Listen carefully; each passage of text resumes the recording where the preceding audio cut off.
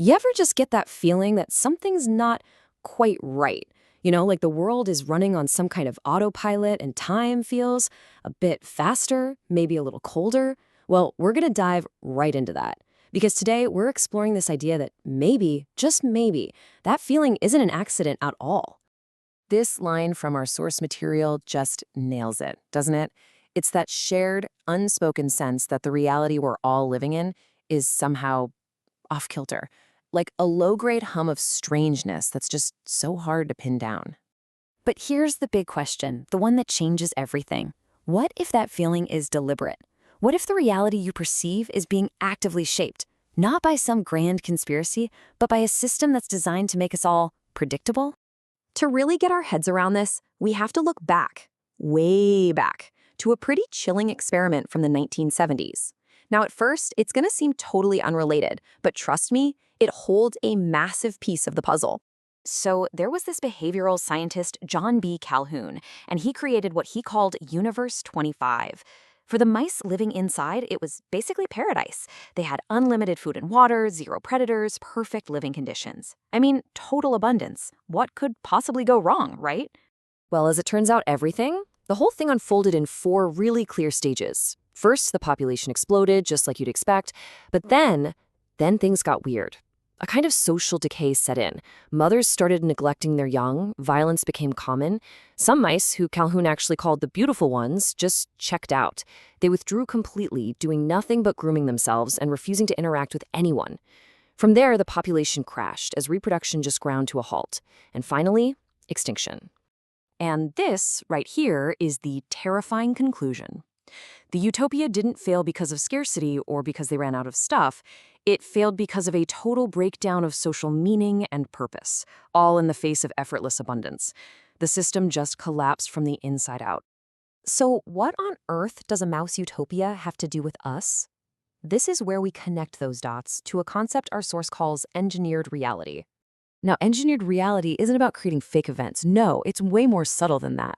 It's about taking real events, real problems, real crises, and just relentlessly controlling the story, the frame, and the emotional narrative that surrounds them.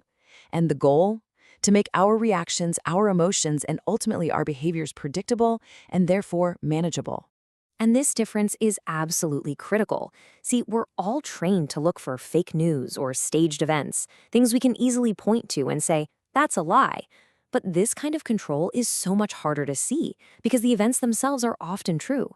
It uses real information, but it puts it in a very carefully constructed frame. So the lie isn't the event itself. The lie is the story we're being told about what it all means, who we should blame, and how we're supposed to feel about it.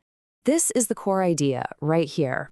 You see some catastrophe on the news, and that catastrophe is real. The people are really suffering. But the narrative you get, who's to blame, what you should be afraid of now, who the big bad enemy is, that's the engineered part. So why don't more of us see it? Well, here's the thing. Admitting you've been manipulated means admitting you weren't really in control. And our egos put up a huge defense against that.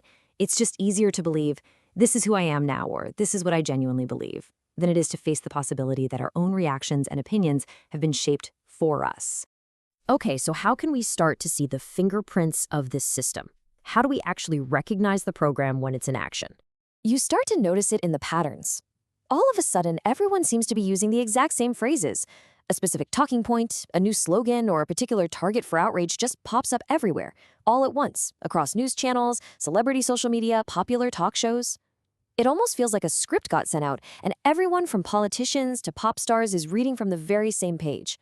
That kind of coordinated messaging, that's a major fingerprint. Seriously, try this exercise for yourself. Pick any major headline from the last few months. Don't ask if the story is true or not. Instead, ask yourself this. What emotion is this story designed to create in me? Is it training me to feel fear, anger, hopelessness? Or maybe it's training me to feel loyalty to my tribe? Because that's the end game. That's the whole point. If you can control what a population feels, you can predict what they will do. You don't need chains or walls when you can just steer the narrative. A population that's kept in a constant state of emotional reactivity is a population that can be easily managed, marketed to, and, when needed, mobilized. Okay, so if this is happening, what can we possibly do about it? Look, the goal here isn't to become paranoid. The goal is to stop being played without even knowing there's a game going on. And believe it or not, there is an escape plan. The source material puts it this way, and it's a really stark choice. You're either actively participating in creating your own reality, or you're having one created for you. There is no neutral observer position here.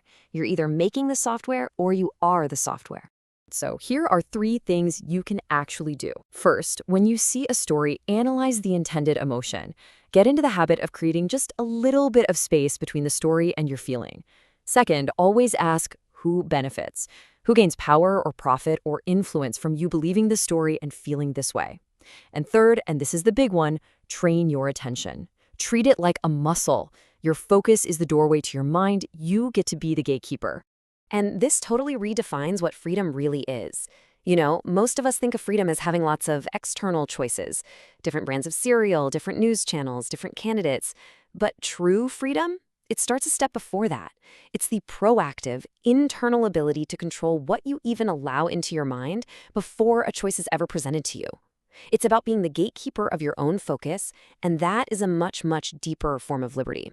And this brings us right back to the beginning. The real danger, just like in Universe 25, isn't some overt oppression. It's a world of comfortable distraction where our attention is constantly being harvested by an endless stream of stimulation designed to keep us pacified. We have everything we could possibly want, and yet we're left with that nagging, empty feeling that something is just fundamentally off. So, I'll leave you with this final thought. As all these new technologies like AI promise to create an era of unprecedented abundance, an age where our every need is met with just zero friction, are we running the risk of building our own, much more sophisticated version of Universe 25? Are we engineering our very own perfect trap?